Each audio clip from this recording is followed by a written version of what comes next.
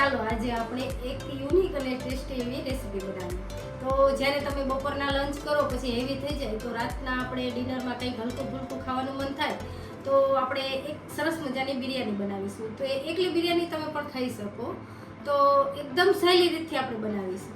આપણે છે ને બિરયાની બનાવવાની છે. તો બિરયાની બનાવવા માટે મેં મોટા ચોખા આવે ને બાસમતી એ રાઈસ લીધા છે. તો આ રાઈસને છે ને 2 પાણીએ ધોઈ અને સરસ પલાળી લીધા છે. આ રાઈસને છે ને 15 મિનિટથી મેં પલાળીને રાખ્યા છે, એટલે એકદમ સરસ આપણી બિરયાની બને. આ બિરયાની છે ને આપણે વેજીટેબલથી ભરપૂર બનાવીશું. તો એના માટે મેં છે ને એક કેપ્સિકમ લીધું છે, એક ગાજર લીધું છે, સમારીને રાખ્યું છે, અને થોડી ફૂલકોબી એટલે કે ફ્લાવર લીધું છે, અને થોડી ડુંગળી લીધી છે સમારેલી, લસણ છે, આદું છે અને લીલું મરચું છે. આ સામાનથી આપણે સરસ મજાની કઢાઈમાં બિરયાની બનાવીશું. આપણે વેજીટેબલ બિરયાની આપણે કઢાઈમાં કરવાની છે. તો મેં એક કઢાઈ રાખી છે અને ગેસ ચાલુ કરી દીધો છે. તો એમાં આપણે 2 ચમચી જેટલું તેલ એડ કરશું અને 1 ચમચી આપણે ઘી એડ કરશું. આપણે આ બિરયાની બનાવી છે તો એને ઉપર છાંટવા માટે મેં કાજુના ટુકડા લીધા છે. એને છે ને થોડા આપણે ફ્રાય કરી લઈશું.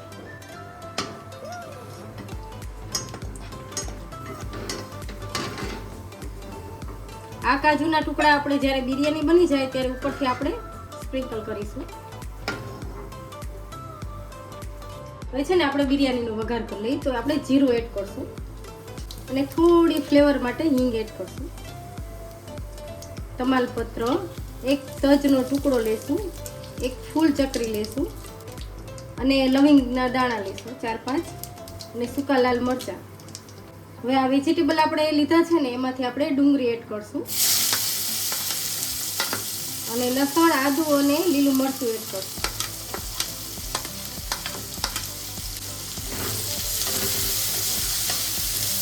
બે મિનિટ છે ને આને સાતરી લઈશું આપણે સરસ.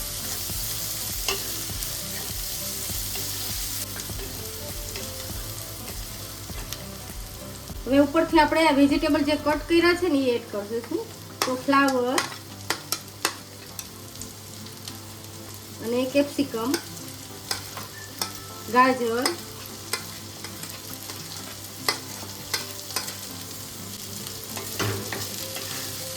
આ બધા વેજીટેબલને આપણે 2 મિનિટ સરસ સાતરી લઈશું.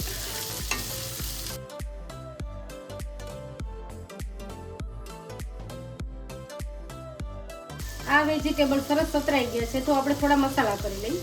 આપણે થોડી હળદર એડ કરશું, અડધી ચમચી જેટલી, અને 1 ચમચી આપણે કાશ્મીરી લાલ મરચું એડ કરશું, અડધી ચમચી ધાણા જીરું પાવડર અને સ્વાદ અનુસાર નિમક એડ કરશું, અને આ 1 ચમચી આપણે બિરયાનીનો મસાલો છે એ એડ કરશું. આ બધા મસાલાને આપણે 2 મિનિટ સબ્જી જોડે સાતરી લઈશું આ રીતે.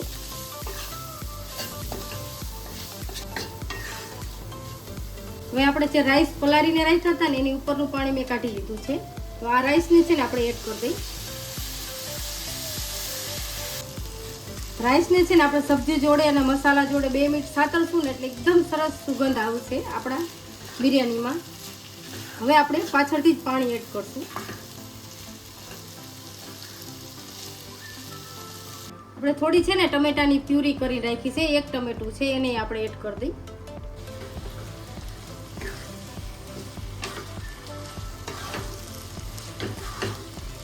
આપણી બિરયાની છે ને એકદમ સરસ બધો મસાલો સતરાઈ ગયો છે. તો હવે આપણે પાણી એડ કરીએ. તો આ કટોરીથી મેં ભાત લીધા હતા, તો આપણે 1 કટોરી જ આપણે પાણી એડ કરશું અને સબ્જીનું અડધી કટોરી પાણી એડ કરશું, એટલે આપણે 1.5 કટોરી જ પાણી એડ કરશું.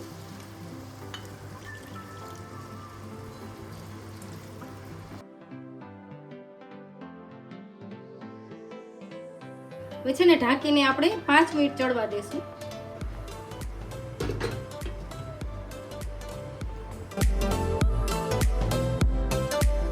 આપણી બિરયાની ચડે છે તો એની જોડે ખવાતું આપણે સરસ મજાનું દહીંનું રાયતું બનાવીએ.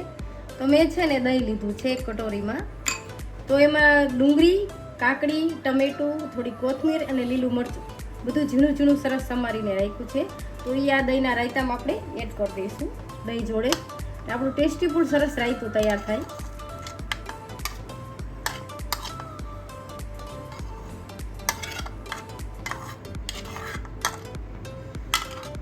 એકદમ સરસ આપણે મિક્સ કરી લઈશું દહીં જોડે જ.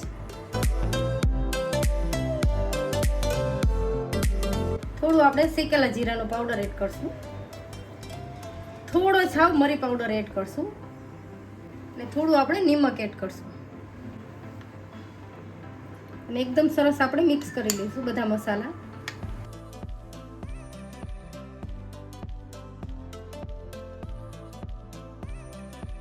આપણી બિરયાનીની જોડે ખવાય એકદમ સરસ રાયતું તૈયાર છે આપણું.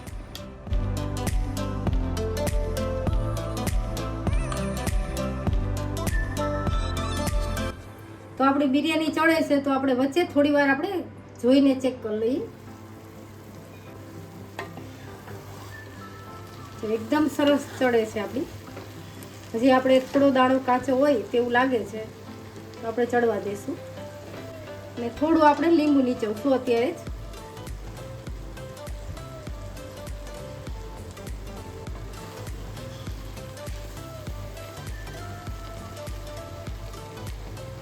પાછું છે ને 2 મિનિટ આપણે થવા દઈશું.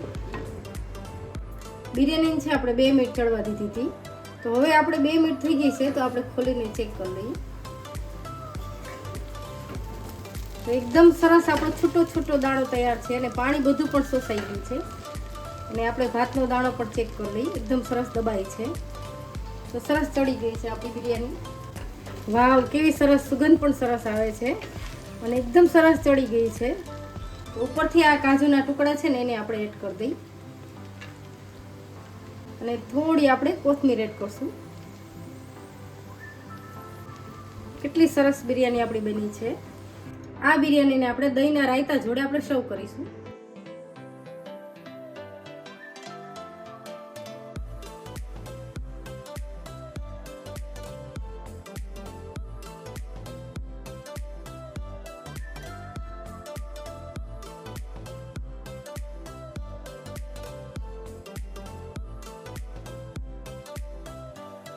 આપણે ઘરના જ સામાનથી રેસ્ટોરન્ટ જેવી બિરયાની ઘરે બનાવી છે એકદમ સહેલી રીતથી, જે તમે આસાનીથી બનાવી શકો.